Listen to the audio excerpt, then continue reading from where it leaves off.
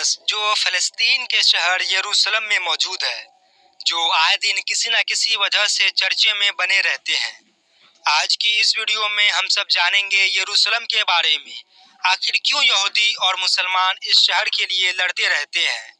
ये बात तो हर कोई जानता है कि हर धर्म का कोई न कोई पवित्र जगह होता है जिसे वह बहुत ही इज्जत की निगाह से देखते हैं। जैसे मुसलमानों का मक्का, ईसाइयों का चर्च ऑफ स्कैल्पचर और हिंदुओं का पवित्र जगह बद्रीनाथ हो गया, जो कोई न कोई धर्म को रिप्रेजेंट करता है। वही अगर बात करें यरूशलेम की, जो एक नहीं बल्कि 3 धर्मों का पवित्र जगह है, जिसे यहूदी, ईसाई और मुसलमान इसे अपना मुकद्दस जगह मानते हैं और इसे इज्जत की निगाह से देखते हैं। यहूदियों के मुताबिक इस दुनिया की शुरुआत इसी शहर से हुई और पैगंबर हजरत इब्राहिम अलैहिस्सलाम ने अपने बेटे की कुर्बानी की शुरुआत इसी शहर से की थी। इसी शहर में वो दीवार मौजूद है जिसे वेस्टर्न वॉल के नाम से जाना जाता है। ये दीवार उसी हैकले सुलेमानी का बचा हुआ बाकी हिस्सा है जिसे हजारों साल पहले हजरत सुलेमान अलैहिस्सलाम ने बनवाया था। वही ईसाइयों के मुताबिक ये वो शहर है जहां हजरत ईसा अलैहिस्सलाम पैदा हुए थे और ये वही शहर था जब हजरत ईसा अलैहिस्सलाम को सूली पे चढ़ाया गया था।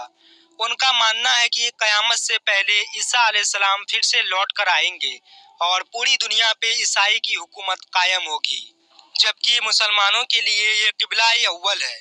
मस्जिद अल हरम और मस्जिद नबवी के बाद ये मुसलमानों का तीसरा सबसे मुकद्दस जगह है और मोहम्मद सल्लल्लाहु अलैहि वसल्लम 17 महीने तक बैतुल मुकद्दस की तरफ रुख करके नमाज अदा की।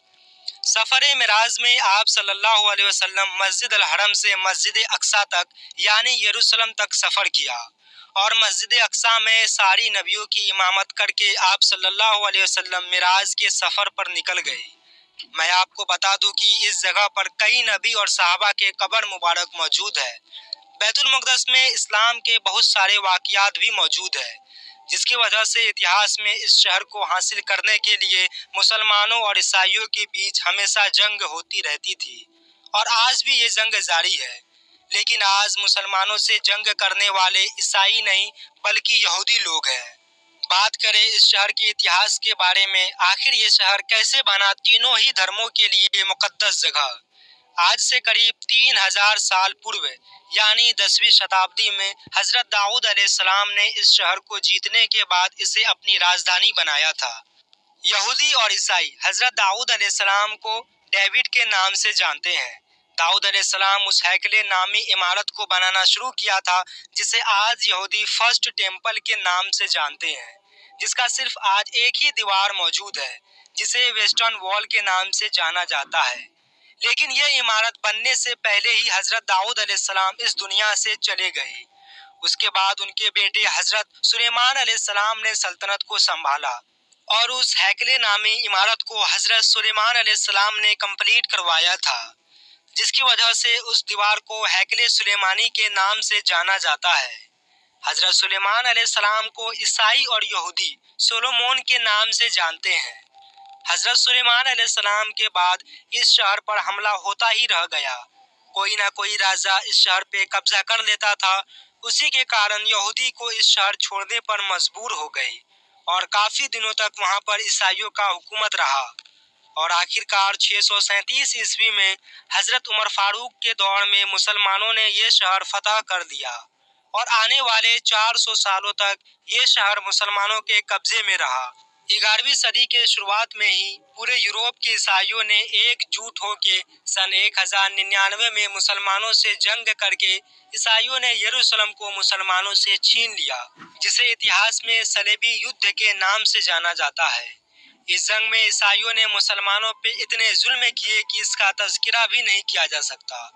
इस चीज का अंदाजा आप इस बात से लगा सकते हैं कि ईसाइयों ने एक दिन में 70,000 मुसलमानों को कत्ल कर दिया था, जिसके बाद 88 सालों तक मुसलमान यरूशलेम को फतह करने की कोशिश करते रहे और आखिरकार सन 1087 ईस्वी में सुल्तान सलाहुद्दीन अय्यूबी ने हत्तेन की जंग में ईसाइयों को शिकस्त देने के बाद यरूशलेम को फिर से फतह कर लिया था।